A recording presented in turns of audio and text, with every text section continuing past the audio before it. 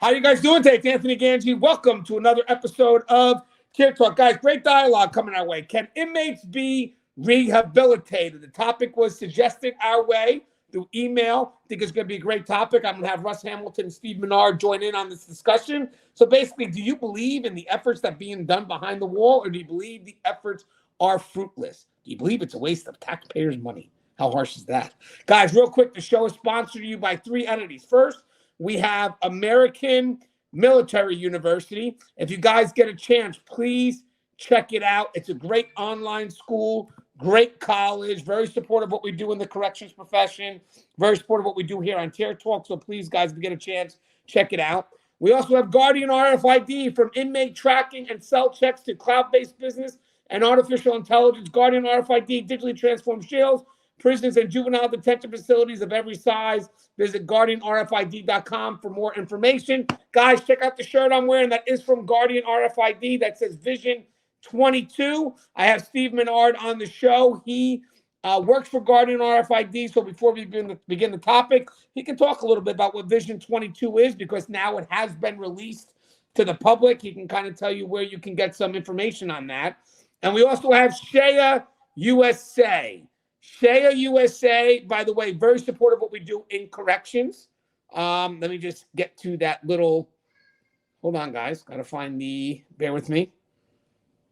Got to find the, where is the, my little blurb. The reason why I got to find the blurb, guys, because it has this phone number, and I don't remember the phone number. So Shea USA, as you can see, the spelling is CEIA, guys, CEIA USA. They're the world's leading weapons, cell phone, and contraband detection system manufacturer for corrections. Now, for more information, contact Joe Vasquez at 440-561-7615. He is a subject matter expert, passionate about our industry, and it will take good care of you. Guys, if you do get a chance, please check out their site. They got a lot of good technology there. I'm sure most of us are familiar with their technology. A lot of it is in our different facilities across the country, airports, but there's also some other stuff that you may find interesting, including how the technology is now being upgraded, which I think is pretty cool. All right, first one on. Russ Hamilton on deck. What's up, Russ? Hey there, Anthony. How are you doing? I don't know. It's one of those days, Russ. I feel off, but I feel happy still. So, hey, Russ, just can you mind introducing yourself to our audience again? Sure. My name's Russ Hamilton. I'm a former and retired correctional sergeant from California Department of Corrections and Rehabilitation.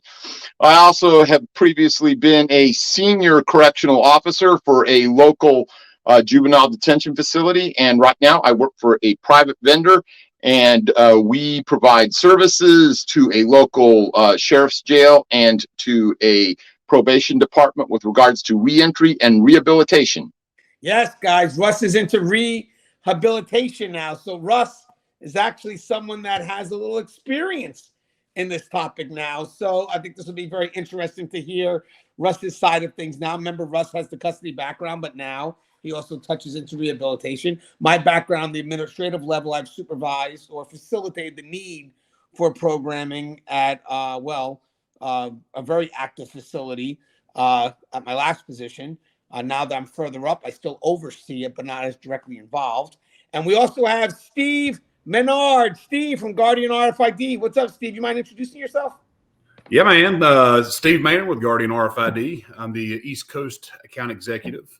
So if your facility is on the East Coast from Maine all the way down to Florida, call me at 336-688-2626 or email steve.maynard@guardianrfid.com, and I'll be more than happy to help you in your facility. But like Anthony was saying a while ago, with Vision 22, with artificial intelligence, facial recognition, say goodbye to improper releases because of the facial recognition. Built into your camera system, so you're tracking everyone as they go from point A to point B. The mobile compliance monitor on the Spartan device, which is the handheld device with your timers. So now you no longer are going to be late on your rounds. And I could talk for hours about it, honestly, Anthony, but it is phenomenal. And if you want more information, feel free to reach out to us, and we'll be more than happy to give you that information. Hey, Steve, is that video that we saw available on the Guardian RFID YouTube channel, or is it the website, or? Yeah, you can email me at steve.maynard@guardianrfid.com or go to support page and say, hey, can you send me the link for the Vision 22 event? We'll get it sent out to you, and you'll have access to it. Guys, you got to see this video, even if it's just for the editing.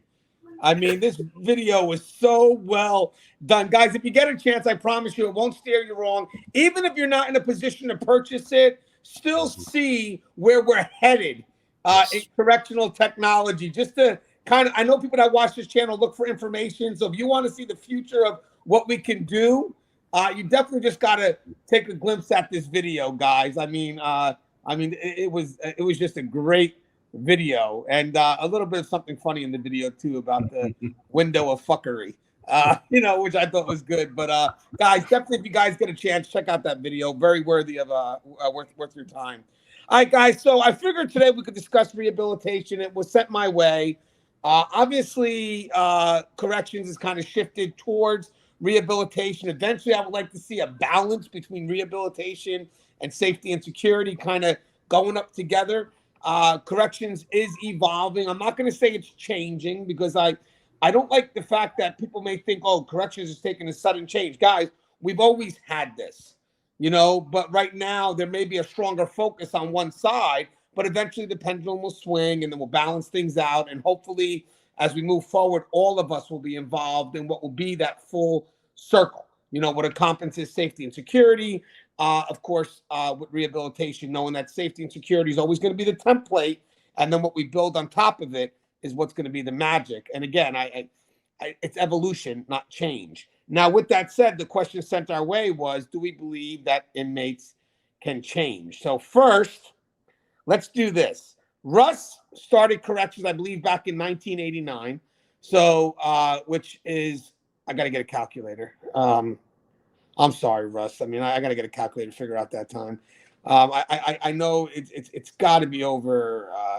Let's see, 21 takes us to 2000. 31 years. Oh man, that was it. That was 31. Yeah. So, and Russ was young. He was about 40, 42. No, I'm joking.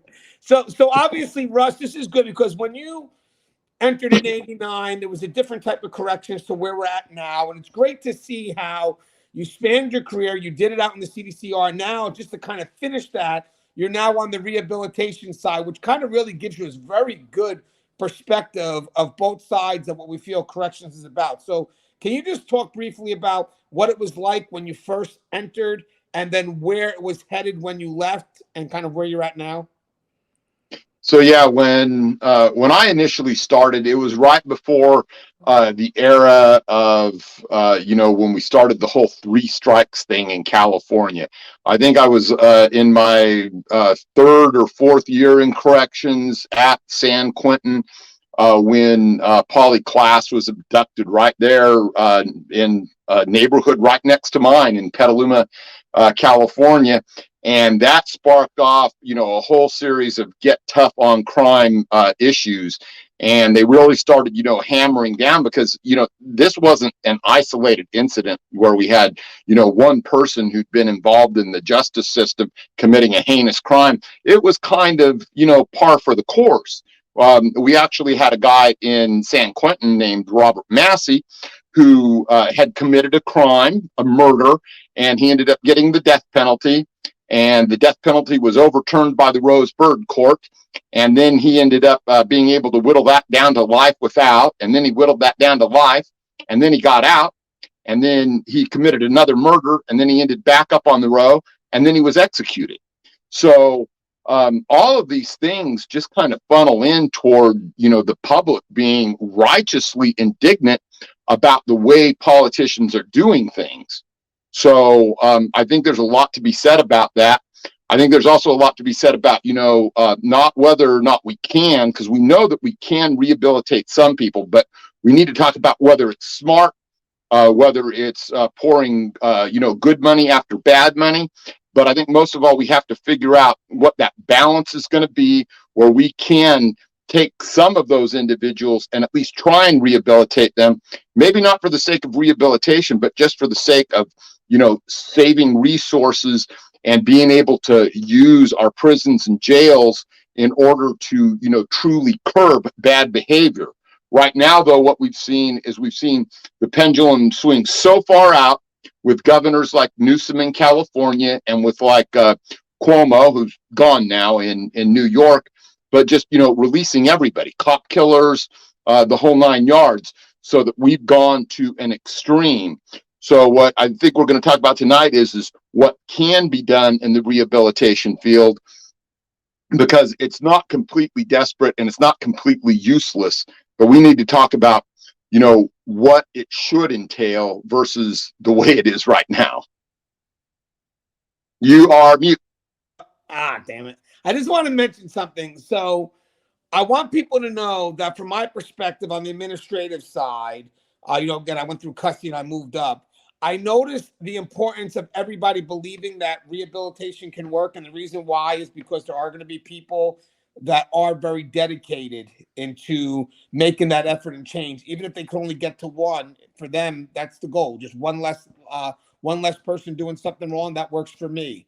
I do believe that from the administrative level, I have to push the idea that rehabilitation can be successful, because one is, I don't want to promote an us first them mentality. So if I feel that the officers and the inmates are kind of having that us first them mentality, then that's going to kind of trickle into the service providers and, what their job is, even if they're considered an advocate. I mean, all because you're an advocate for an inmate doesn't mean you're against custody. I want people to know that. I think sometimes people may feel that, and I disagree with that. That's why I think in my effort to break the us versus them mentality, not only do I have to remind people of the importance of rehabilitation and the effort of that, but also to kind of let custody be aware that you're a part of that.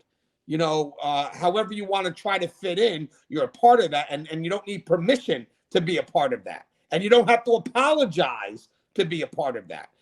Okay, so Steve, from your perspective as well, I mean, your experience, you've been at different facilities from when you're working with Gangi, but you also secured a high rank of lieutenant at the facilities that you're from. I mean, do you feel that rehabilitation is successful? And if it is, what kind of aids in that success? Yeah, from when I was administrative lieutenant, we would have the NA, AA, all these folks come in and speak with these inmates. And most of the time, these inmates wanted to go to these classes or these meetings just to honestly get out of their cells. There was a select few, though, who really wanted help. So number one, with rehabilitation, I'm a firm believer you got to want help to get it. That's how I believe. And I think it shows when some of these guys go through and they go to every class, they get these certificates.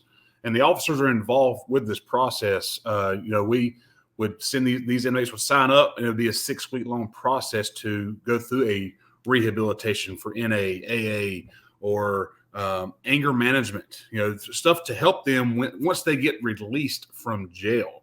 And part of that rehabilitation process was getting their GED while they're incarcerated.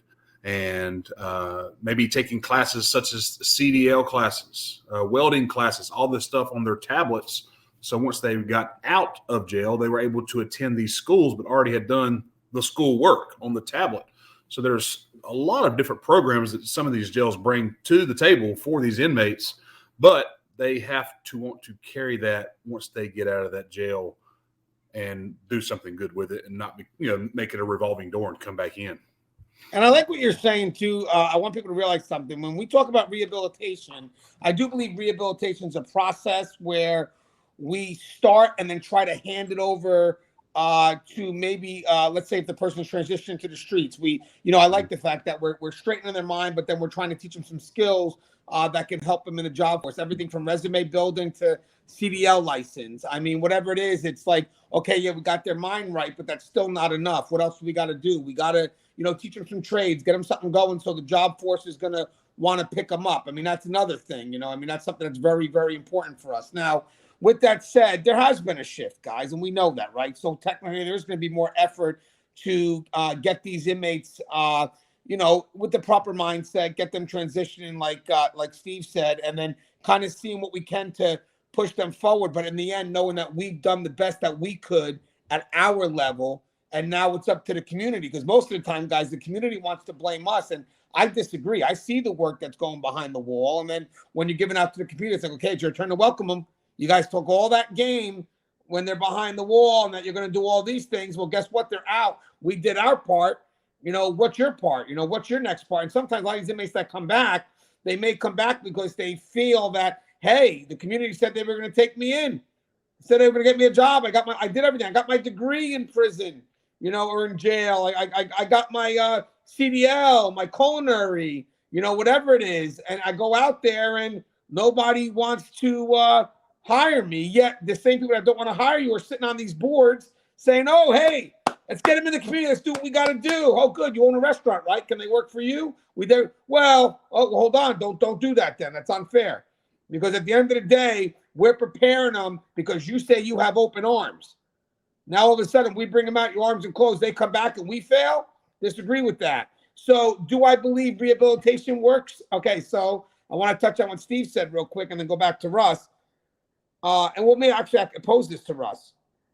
I believe rehabilitation works based on the mindset of the inmate that's going to receive it. I believe the rehabilitation needs to be internal incentive and not an external incentive. Oh, getting close to parole, they're going to need this. Get me into a program. And then it's like, okay, well, I don't have room now. He's got parole. You got to get him in one now. Hold on. I got someone that came in from day one, wants to take it. And now I got to push them out, the person that wants to take it for the right reasons, because I got to get this person in because there's a date for his parole. So Russ, external versus internal incentive. How important is that for you when it comes to determining if someone's really ready to kind of focus on that road of rehabilitation? Well, it really is important, but I think people need to understand that that's generally not the population of inmates that people that are, really invested in doing rehabilitation work get on their caseload. Almost everyone that I get on my caseload is a high-risk individual. And so we start from the get-go with them usually having some level of resistance. Now, I'm not going to say all of them are that way. Some of them have decided, hey, they've had enough, they're tired, they do want to change their life. But a lot of them are still in that position where the old ways mean the most to them. And so we usually have to start by breaking down that resistance and putting in them a motivation to change and to be able to, try and spark an idea that change isn't bad and that change can do something actually positive for their life. So that's a big hurdle to get over. The rest of it pretty much, breaks down into, the variant groups there. You have some of these people that are really in, a low risk group, and they pretty much need to be left alone, right? You can actually do harm to the ability of them to rehabilitate themselves when you throw too much at them, and they already have some good pro-social values that get taken up by all of the dosage of that rehabilitation that you're giving them. So there's a lot to it, and there's no one thing that necessarily works, and that's why you have to have people that are in there and really trying to work to serve the client, which is not the inmate, but the client, which is the probation department, the society in general and whatever, and that you're invested in helping the probation department, helping society put these people back into a useful, productive method.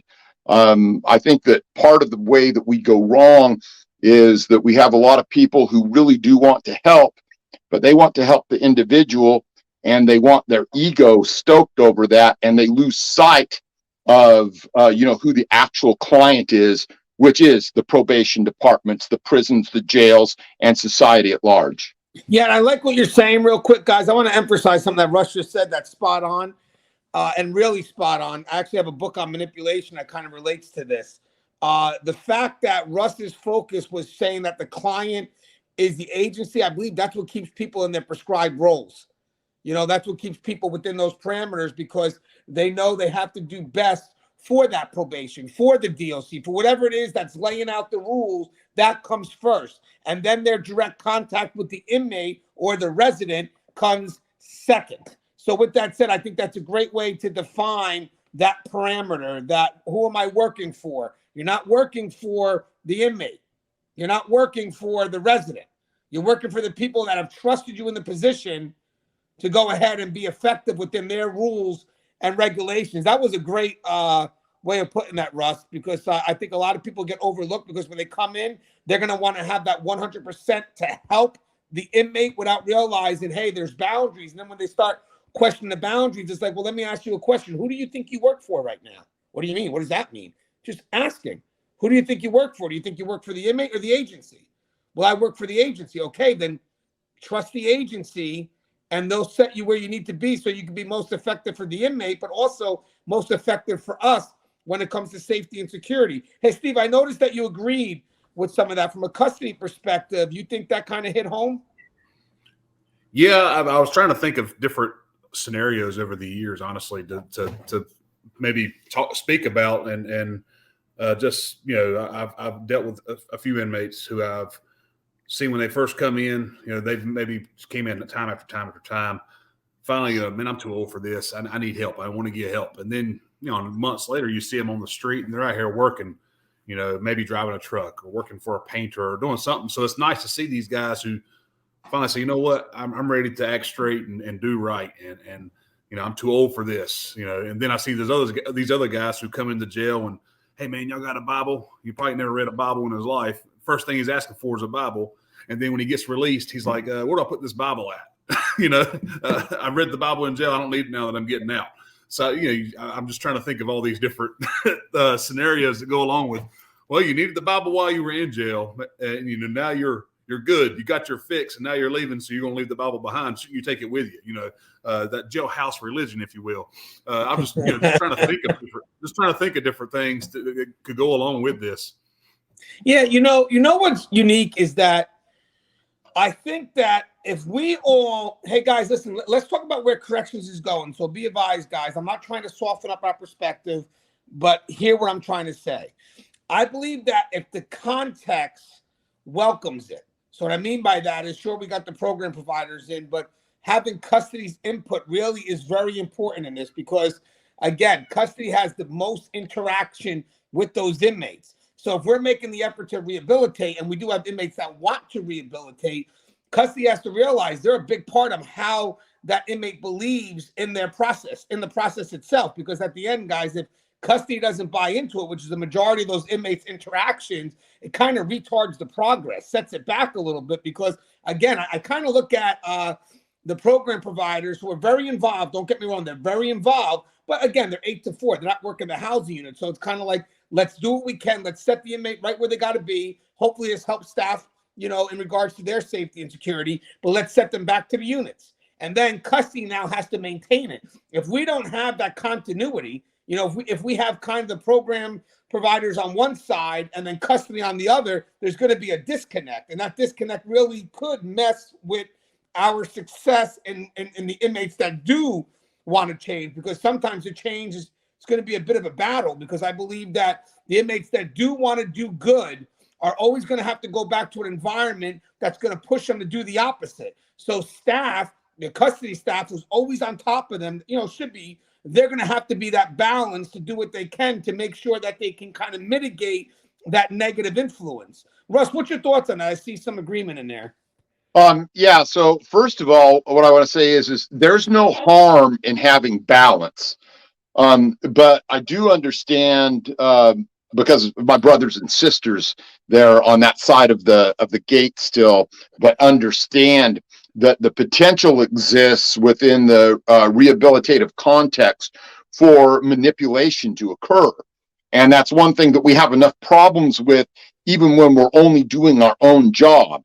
But I think that what we need to do is we need to view ourselves as part of the solution for that. We need to be able to take our place at that table and say, hey, you know what, we can do X, Y, and Z. But one of the things in order to, you know, set things up for rehabilitation to actually work is there has to be actual safety and security, right? So we have some people that just think that safety and security has no meaning. If you have inmates that are constantly preyed on by the STGs, if you have inmates that constantly, you know, have the ability to go out there and score dope on the yard at any given moment and to be able to buy any other thing that they want, you know, from the Mexican mafia or from the Aryan Brotherhood or whoever's running their particular little group, we're never going to be successful in doing any kind of rehabilitation, especially at the prison and jail levels. So give that back to us. Let us run that safety and security. And not only that, let us be the backdrop for the teeth in the law that are going to give them some impetus and motivation to actually get involved with that stuff.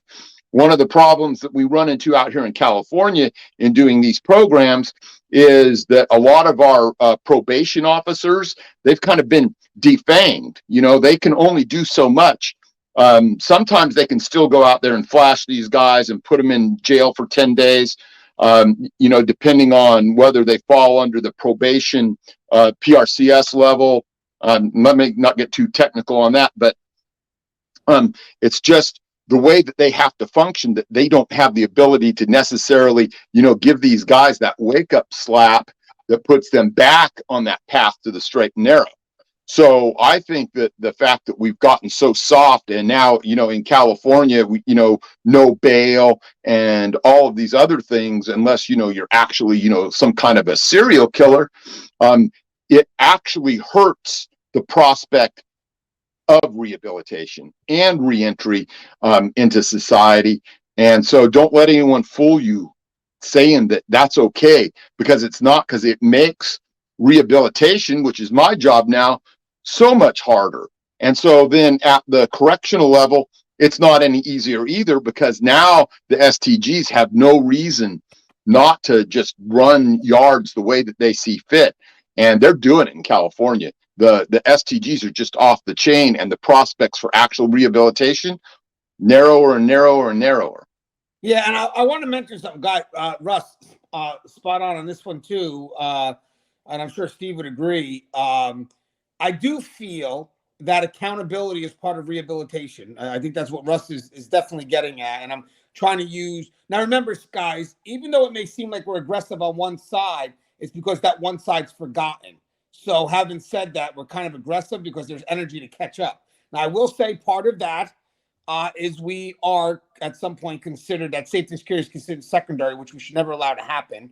But also the other part of that is that sometimes we have staff that are just so resistant because they're afraid of change that they don't get involved, and they just want to wait to get that "I told you so" moment. And guys, at the end, we got to get involved because it's moving forward without us. So at this point, it's like you got to step up and give some type of idea or some, you know, some effort to it so we can move up and have that balance. But with that said, accountability is a big thing. I'm not afraid to say this. Punitive is part of rehabilitation. I mean, it is, especially at this level where you're out of prison, and that is kind of like our last resort. We can't be afraid of the word punitive if it's at that point where it needs to be punitive. It doesn't mean that it's our first resort, because I'll tell you something right now, it hasn't been our first resort for quite some time. But, you know, when people see the word punitive, it's like, oh, let's go back to that primitive solitary confinement. And guys, I want you to know that's not what it is. The punitive is more of taking things away, and you're going to earn it again, because we realize that when inmates have to earn something, they may not want to get it taken away next time, because it's not that easy to get through that process where they have to earn something back. But that accountability, automatically people connect to, well, I know how you hold people accountable, and they start talking about these primitive ways that no longer exist. But I do believe from the custody level, part of that rehabilitation that we should be allowed to implement when needed. Again, it's not a tool we're going to misuse. It's a tool that becomes very resourceful, because when we hold somebody accountable or we push to the punitive side, that does not mean that they're forgotten. And in some cases, that means they actually get more attention, because we want to move them back to where they need to be. But when you take away that level of accountability, or that level of staff to use what would be considered a punitive measure, which could lean towards a preventive measure, trust and believe that. Having said that, that is our one tool to be involved in the rehabilitation process. And here's the thing. That's the one tool that only custody can carry out. No other department can carry that out except for custody when it comes to that level of accountability. What's your thoughts on that, Steve, from a custody side? I know Russ is going to want to comment on that as well, so I'll go with Steve first, then Russ, because I see Russ, right? You have something to say on that too, right, Russ? Always. Okay, so I'll go with Steve first, and I'll go back to you. So what's your thoughts on that, on the accountability side? You got to hold them accountable. Man, my camera just moved a little bit. Some of these inmates, like you said, they're manipulative. But there are a lot of good people in jail who's made mistakes and they want help. But while they're incarcerated, the officer has to do their job. These inmates, they'll lie to these officers. I'm trying to do better. I'm trying to do better. But then you see them go around the corner and smoke a cigarette in the restroom with other inmates, or they sneak into another cell and they're out of their area, or have contraband. That's not trying to do better. That's you're lying to me, number one. So me as an officer, as an administrator, when I caught these things, number one, all right, well, hey man, I'm taking your canteen for next week. It's a privilege. I'm going to take it from you. The next step is this, but you're lying to me. You told me you was going to do better. And then you find them in this lie and getting off track, if you will. So my job was to try to help these guys, because number one, they're going to be released in a county jail. They're going to be released in my community. So state prison is a little different, but in a county jail, they're going to be released. They're going to be my neighbor. I'm going to see them on the streets. I'm going to do my part in helping them get and stay on that right track. Like I said earlier, some want it, some don't want it, but there are a few who just need that guidance. They don't have that guidance on the street. So you as the officer have to try to keep them on the right tracks. And if it's being punitive and taking that privilege from them, whether it's a visit or canteen, then you got to do what you got to do. Yeah, and I like what you're saying too, Steve, because I want people to know something, and I want to get Steve one more thought from you, Steve, if you don't mind, is that Steve said something that's unique. From the custody perspective, we are involved in keeping inmates on the right track. Now, if you do have officers that constantly misuse that, constantly, always going punitive, basically taking things away just to kind of mess with the inmate, doesn't that devalue what we can actually do to motivate correct behavior if they keep on doing that? Steve, what's your thoughts on that? Yeah, I mean, you in short answer, yes, that hurts the whole process. Like I said, we're trying to help the inmate. We're trying to guide them the right way. But when you're constantly taking stuff or locking them down, now there is a certain line you draw, depending on the degree of what they're doing. But me personally, if I'm trying to guide this person, whether it's a male or female inmate, I'm trying to guide them in the right direction. If it's relocation, then it's relocation. That's a small punishment. Maybe that's a reward to some of them just to get them out from where they are. But I'm there to do a job. Safety and security is number one, of course, but trying to help these inmates. Correction officers wear many different hats. It's not just an officer. You're a little bit of everything when you work in corrections, and guidance counselor is one of those hats that you wear. So some officers are not made for that, and some are, unfortunately. And if you're not, then I recommend trying to figure out ways where you can help inmates out, when it's safe. So yeah, because I think that if you wind up kind of conditioning inmates to the hopeless aspect of it all, like, basically you're never going to get it back. And, then it's tough for us to motivate the right behavior, because in the end, there's nothing for them to shoot for. So it's kind of like it's like a catch-22. You're going to get the inmates that are going to be problematic, or let's say annoying. Let's just look at it that way, or inmates that are just doing foolish shit. And you're going to want to hold them accountable. So yes, there's going to be some level say, you know what, I'm going to take these things away. And somebody like, well, we're going to take it away indefinitely. I don't know about that 100% anymore. I mean, I used to get it when my mindset was very limited, where it was more about a win-loss.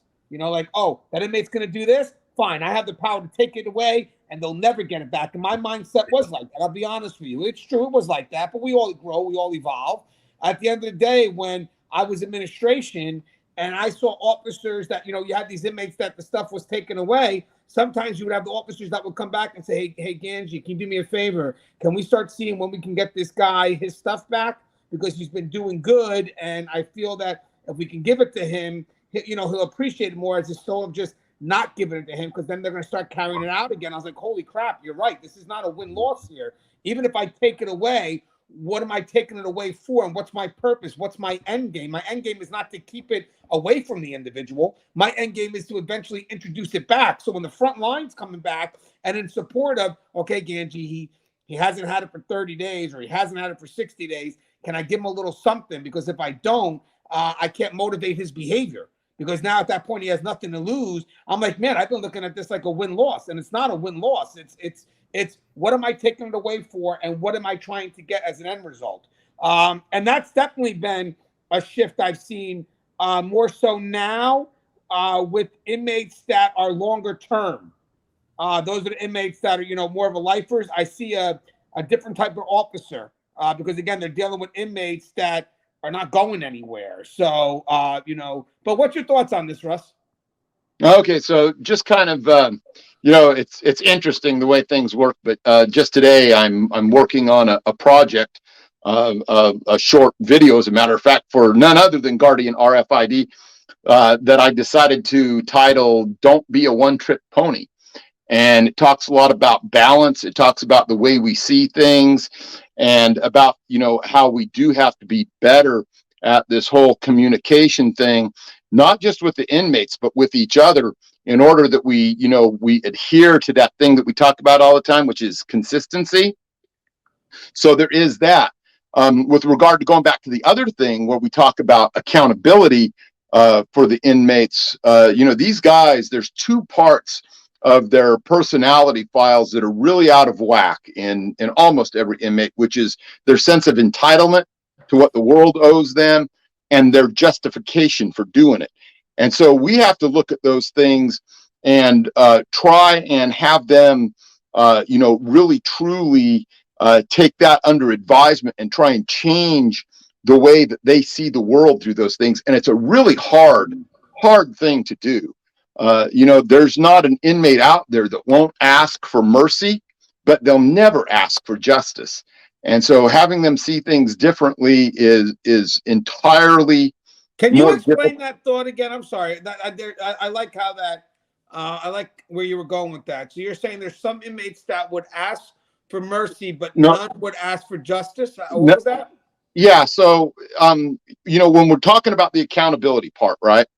And we're talking about how an inmate is out of whack with their sense of entitlement, how they're out of whack with their sense of, justification based on how the world is or the way that their worldview works, is that all of them will ask, "Oh, I won't do that again." They want mercy, they ask for mercy, but they never ask for justice. And so you ask yourself, well, why is that? Well, it's because they actually fear justice. They fear being held accountable. And yet a lot of times that's exactly what they need. And so we have people that come in there and they develop these formulas and they leave accountability, they leave justice out of it.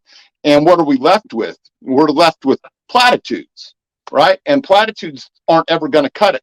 There has to be a place where the rubber meets the road and they are held accountable.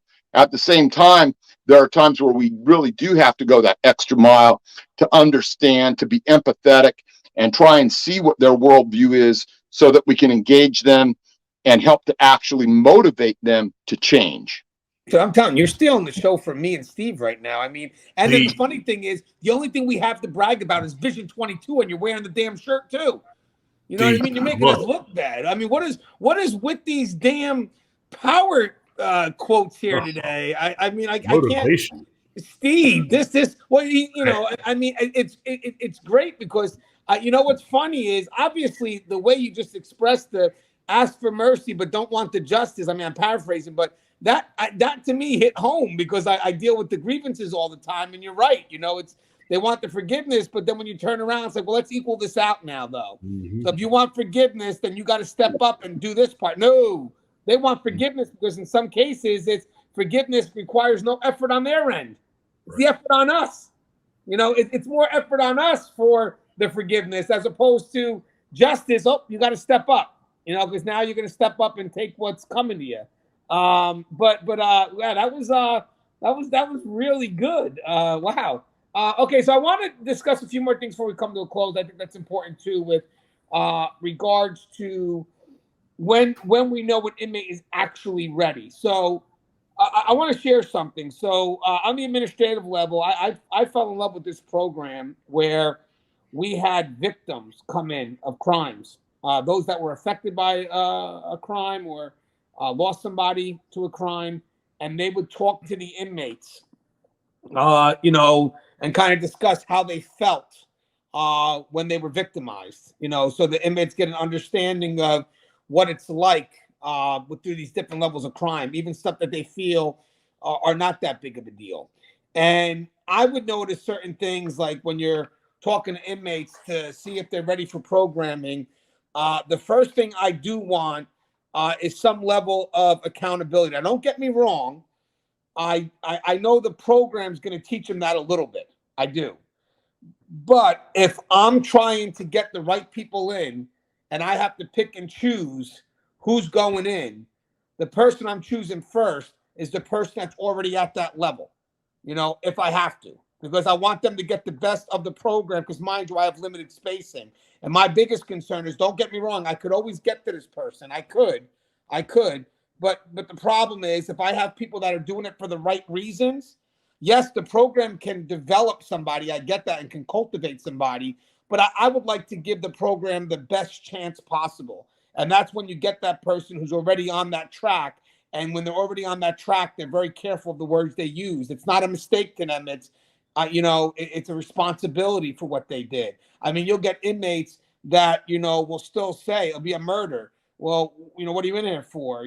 Tell us what you did. Well, I made a mistake. Oh, is that all? Is that what a murder is? Is a murder a mistake? Or, I mean, I've seen people that, as I said, on the other end, you ask them what they've done and they'll tell you what they've done. And they're honest with it too. Like I had a gentleman that had about 29 years in the system, was getting ready to get released. And we were the last chance to get him into that halfway house because parole wasn't going to do it. And he shared a story. I asked him, like, what happened? What brought you in here? And he told the story as detailed as he could. And he's told his role in the killing of another individual. It was sort of like a drug deal that had gone bad. And obviously, when you're in the drug game, everybody's carrying weapons, to protect the stash, to rob the person, whatever it was. And I asked him, I said, do you regret what you did that day? And he was honest. He said, no, I don't regret what I did, because at that point it would have been my life or his. But I regret the choices that I made that an option. Like, I regret everything that led to that point, but I can't regret that moment because it would have been him or me. But I do regret that I made the choices I made where that became an option. And I'm like, wow, the things you can learn. I mean, by the way, he got released and never came back, went to his halfway house and never came back. But for me, I know a lot of people think that if you offer a program, or every inmate wants it, and it's not the case. Or is every inmate ready for it? So, it's our job to kind of make sure if you're going in that program, because here's another thing. As I said, you want to make sure the reasons are correct. So if I'm putting people in the program, I don't want to overwhelm the facilitator of that program with a mixed group, with people that want to do it and people just in there for an external incentive. I want to do whatever I can to make sure she can be successful as well, because I want to keep her motivated, or him motivated, whoever's running the program. If I start giving them people that are just not there for the right reasons and they're not being, filtered correctly, this person is going to become exhausted. It's like, why am I even trying, Gangi? These people don't care. But if I'm like, well, you know what? These people are ready. That person is going to find hope in the people that are ready to make that transition. And now they become more motivated. And then maybe one day they'll come up and they'll say, you know what? Remember that guy that probably didn't have the right reasons? I like to try him now. I like to give it a shot. But don't overwhelm me with these bunch of people, because I can also use the class to help support us. I mean, we have inmate mentoring programs. Inmates that are mentored by other inmates, because if we can't get to them, well, maybe other inmates can. So what we do is we try to see if we can utilize that as an influence. But if you're putting the facilitator in an environment where the peers don't reinforce what the facilitator is trying to push across, it's going to be a no-win. Because I'm going to tell you something. Every time an inmate tries to make the right step forward, they're not looking in front of them. They're looking to the left and right of them. And if the people at the left and right don't agree, they stay back because they don't want to be an outcast. Even if they want to change, they don't want to be the only one to change. So you support the environment, you support the facilitator. What's your thoughts on that, Steve, from your experience? Yeah, I was thinking back to Guilford County. We had a program called Pride Program, and it was a 90-day, like a misdemeanor program where inmates got sentenced to Pride. And they all wore the same yellow jumpsuit They all had their own room, but it was ran military style. They woke up at 5 a.m. They came out and all lined up. They had to quote what pride meant. Don't ask me what it means. I cannot remember to save my life. But then they had to work out. They had to do jumping jacks and push-ups, everything together in order, in sync.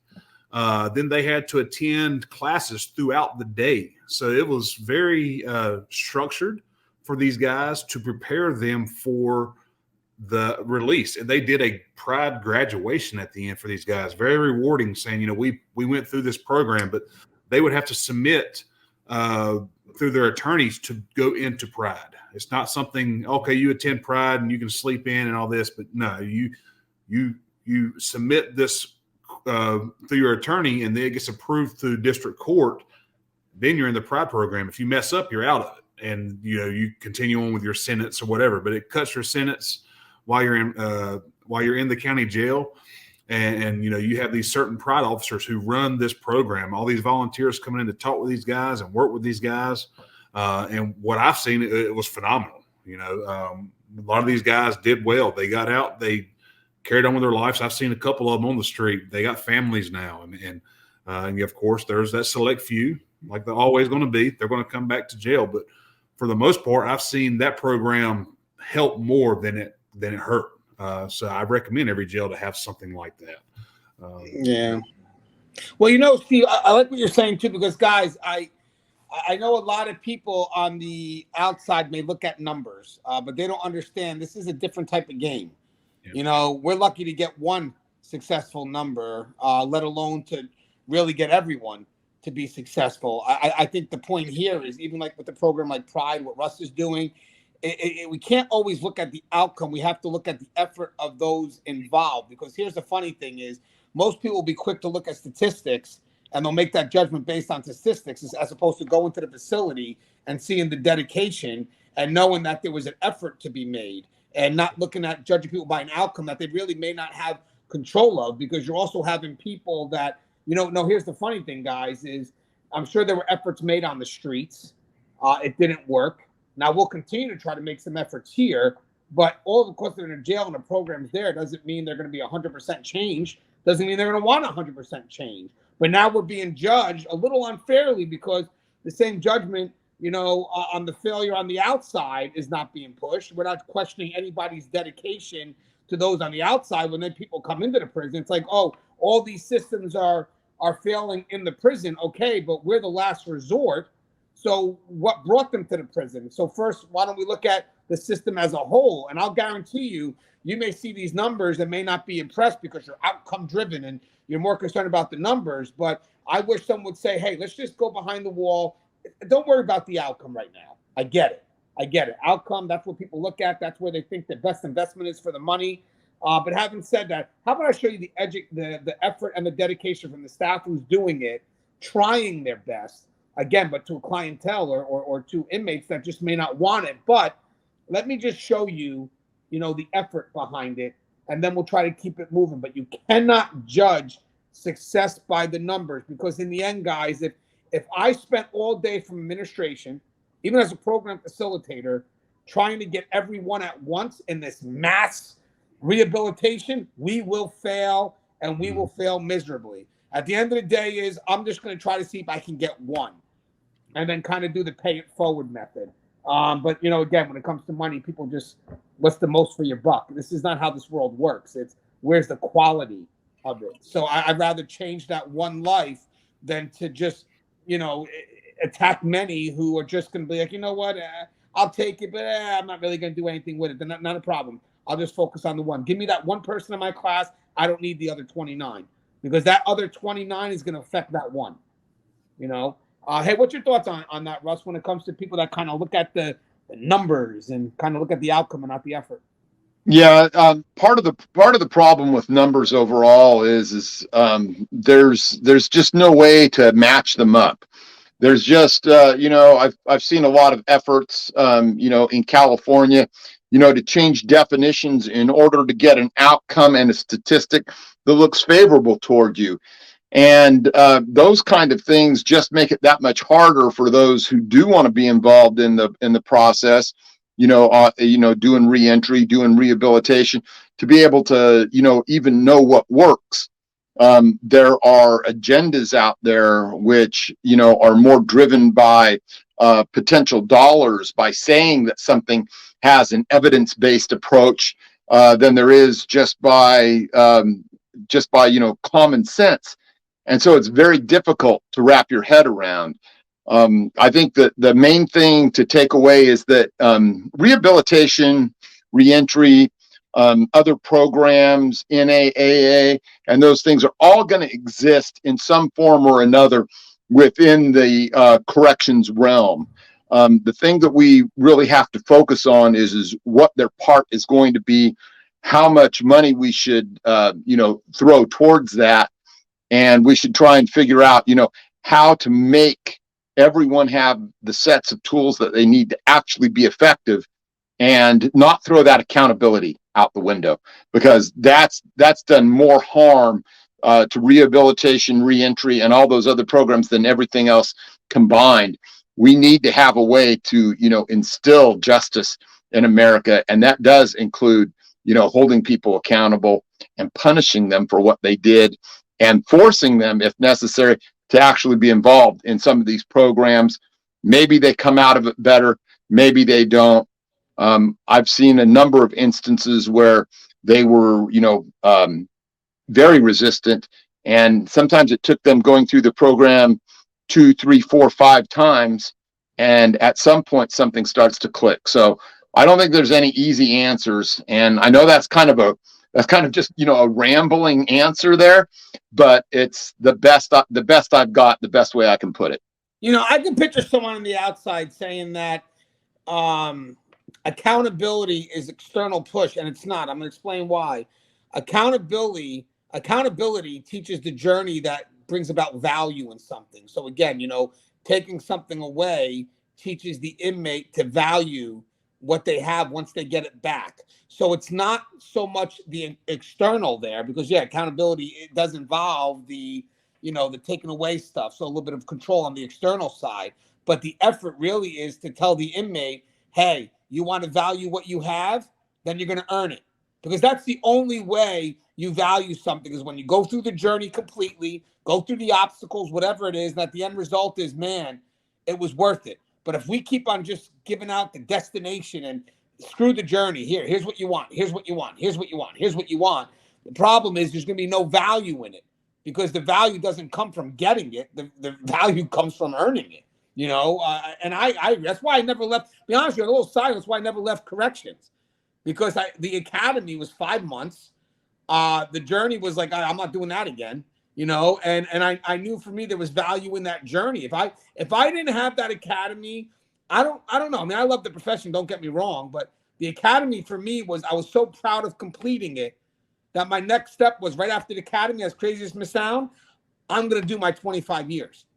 So that was a big jump, but it was the academy that showed me I can do it, kept me committed. And I figured at that point, when I walked in that facility, I earned it. And the only person that could take that away from me now is me. So why do that? Why go through all this in 4 or 5 months of my life, 5 months, and take it away from myself? Hey, Steve, you have anything you'd like to say in closing? I mean, ultimately, let's do this. So in our closing remarks, let's answer the question now. Do you feel inmates can be rehabilitated? I do, and I was sitting here thinking while you was talking, from Shawshank, when Morgan Freeman goes to his first parole hearing, and they said, "Have you been rehabilitated?" And he's like, "That's just a made up bullshit word," And then years later, of course, he's like, I have been rehabilitated, but he's like, if I could go back and tell that younger kid how stupid he was, when he committed these crimes, and now I'm more mature, and I was just thinking about that. But, no, that's a great metaphor, because I remember that at the very end, he looks back at himself, wishing he could tell himself what he knew now. That's a great metaphor. And I think a lot of inmates, a lot of people that make mistakes in life feel the same way. And some are not in jail, but a lot are. They get caught, of course, and they look back eventually and say, "Man, I really regret making all those mistakes." So maybe that's part of internal rehabilitation for them. Maybe they didn't go through any rehabilitation while they're incarcerated, but eventually they're like, you know what? I wasted a lot of my life, doing what I did. So maybe that was just a thought that came to my head when you was talking. No, you know what, Steve, though, it's spot on, because part of the rehabilitation is also sometimes inmates mature out of it. And I think our objective at that point is, we could always wait for them to become 40 and 50 in the hopes that they're going to mature out of it, or we can get into it now, help them mature so they can have a longer life that has quality. But I thought that was spot on, Steve. And Steve, just to continue those closing remarks, anything you want to say, Guardian RFID, Vision 22, what you got going on in the future? Honestly, I'm stoked to be with Guardian RFID. I really am. I know you guys are too, helping with the videos and seeing what we got coming out in the future. But what we have now is already game changing. I cannot wait until Q4 of this year, and from years to come, what Guardian RFID is going to be doing for jails and prisons, and for the officers. Not only the officers, but the inmates as well. It's all about safety and security, making sure we keep separates away and co-defendants away, and releasing the right people and doing your rounds on time. There's so much involved into one system that is game changing for our jails, and the passion that us three share for corrections is the same passion that the entire company has for corrections, which is phenomenal. And that's why I am not in corrections anymore, and I work for Guardian RFID. I can help hundreds of jails instead of my one jail. It was a no-brainer for me. Steve, you're still in corrections, brother. I'm still in it, for sure, 100%. I want to add something. So I work with another company now, also called Shea USA. They're also very involved in helping the correction community. They believe in what they do. My boy Joe is a phenomenal guy. Their equipment is based on our safety and security. He's always asking us for our input. He's very invested in the videos. I mean, the topic we did today is based on his suggestion, which is outside of the product they sell. He just wants to get our perspective. He's going to get us involved in a lot of training along the way, including when rookies are graduating. He's going to kind of pay for us to talk to the graduates before they go into the academy. We're going to have live feeds with them, and they can ask us whatever questions they want, so we can get them starting off more informed. And I would love for one day at one of these events, if I could see Guardian meet with Shea USA and just kind of say, because you guys are both really leading the industry, but I think the reason why you lead the industry is because there's passion for the right reasons. It's not about the money. It's about, how do we make it safer? And then, as I said, you hire people that work in the profession, so they're more dedicated, because it could be me. It could be me that needs that help. And you guys also have the best way of connecting to that front line. So I think it's the evolution of where we need to be. If we want to do good for the agency, it's not really going from management down. It's going from bottom up. And I think that's really, truly impressive. And obviously thank what you do, man. Thank you, man. Because Vision 22, guys, you got to check it out. Check out that video. It's even, as I said, even if you're not interested in technology, this is your job. This is your profession. It doesn't hurt to learn a little bit more about what can make things safer. And then again, guys, also check out Shea USA's website as well, because the technology is growing. And if you're a lobby officer or dealing with those metal detectors, wait till you see some of the upgrades that you may not be aware of that can make your job easier, because that's the key. Not that we want to rely on technology, but if it can help us out, why not? Why not? It doesn't mean we have to lose the sense of what we're really supposed to be doing, but sometimes it doesn't hurt to have that backup if needed. Hey, Russ, what's your thoughts in closing this? Look at that Vision 22 right across his chest. Right across there. Yeah. So, the question is still, can we rehabilitate inmates? And, I think that there's a resounding yes, mostly or partially. I think that we have to keep things in context. I think that we have to, have that sense of balance. I think that ultimately what we have to do is the smart thing. We have to spend the right amount of resources, for the right people under the right circumstances in order to, actually preserve other resources that we want to have with regards to the punishment side of things, which are our prisons, our jails, the court system, etc. So I think that, it's something that we can't ignore. We don't have the resources to just say, screw it, we're going to lock everybody up. It's not feasible. It's not smart. And, I think all of us, well, maybe not all of us, but I think a large number of us probably do have, some family members that we have seen rehabilitated. I'm always going to come down on the side of, safety, security, and justice. I understand why some in our industry, kind of shy away from that. Mostly, I think, because of some of the agenda-driven things where we've seen that pendulum too many times swing away from justice and just only encompass letting them get away with stuff. But I think that still rehabilitation, reentry, and those other programs do have a place. Yeah, you know what's funny, and just a general approach about the justice to mercy, or mercy the approach, the paraphrase that we did before. It's funny because that's how kind of like the public sees everything. Like they quickly to forgive, and then kind of minimize the accountability part of it all. So that's a very higher level look at it too. And it's funny. You know what's funny? Real quick, guys, before I close, I think this is kind of funny. We'll see. This may not be funny at all. Maybe I just find it funny. But this one, when Russ was talking, this is what I had in my head. So now, mind you, guys, Russ, it's about you. So Russ has went full circle, right? So Russ has gone from CDCR, and really getting down and dirty, doing those searches, and really coaching by literally modeling the life of what he talks about. I mean, he was a person that would find the contraband and definitely hold people accountable. And now he's retired, and now he's crossed into rehabilitation. So now if I could just imagine the new Russ doing yard. Now hear me out. This is the new Russ. This is what I see. Tell me if I'm wrong. Just tell me if I'm wrong. Just if I'm wrong, I'm wrong.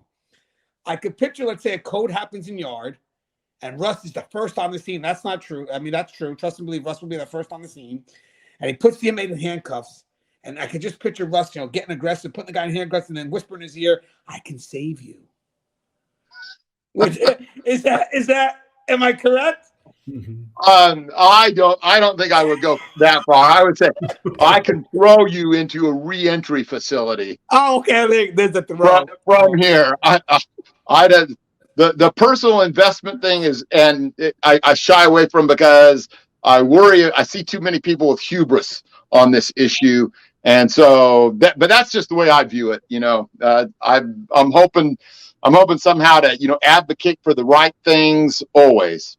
Well, I will say one thing, guys, before we close. When you have a Russ Hamilton and Steve Maynard out there, and if you guys knew their experiences, I mean Steve's resume, special operations group, hostage. I mean, just leading the way in tactical, and also behind a Facebook group, I believe, called Tactical. Behind the wall. Yeah, behind the wall. Yeah. So, guys, when you have people that are on this side, and they've lived it, and they've done it, and they can go ahead and tell you that an inmate can be rehabilitated, that's a great way to lead that perspective, because I think there are people that will look at you, and once you guys say it, they'll know it's okay for them to say, because that's the key. A lot of custody don't feel that it's okay for them to say it. So it's great to have people like yourself who no one's going to challenge your experiences. They can't, because some people like to do that. And instead of understanding the value that's coming their way, they want to challenge your experience. It doesn't matter how good the information is. It's like, yeah, but Gangi, have you ever been involved in a code? Well, Russ has, Steve has, and let's listen to what they have to say. But to be honest with you, if the information's good, why don't we just be objective when we take it in to see if it really does work? And seeing you guys say that does carry a lot of weight, as opposed to someone from the program side. Because I was going to have a program person on this side, but I know that the people that need to believing it aren't the program people. I don't need to convince them. I need to convince us. And I think the best way to do it is to have people like yourselves who has done it, and still after the battles to still come out and say, yes, an inmate can be rehabilitated. Not only does that say a lot about the system and a lot about the potential for an inmate, but it says a lot about us. Because at the end of the day, it's not personal. It's just a job, and the inmate that I'm getting squirrely with right now, that I'm rolling on the floor with, yeah, it sucks. I'm sure I'll be pissed off for a moment. But at the end, if there's a chance he's going to get on a program and change his life, maybe I'll be the first one to shake his hand when he graduates. You know, in all fairness, it's not personal to us. As always, guys, the show is Tear Talk. If you haven't, please subscribe, interact, engage, comment, hit that bell. Bell's going to notify you every time I post up a video. Stay safe.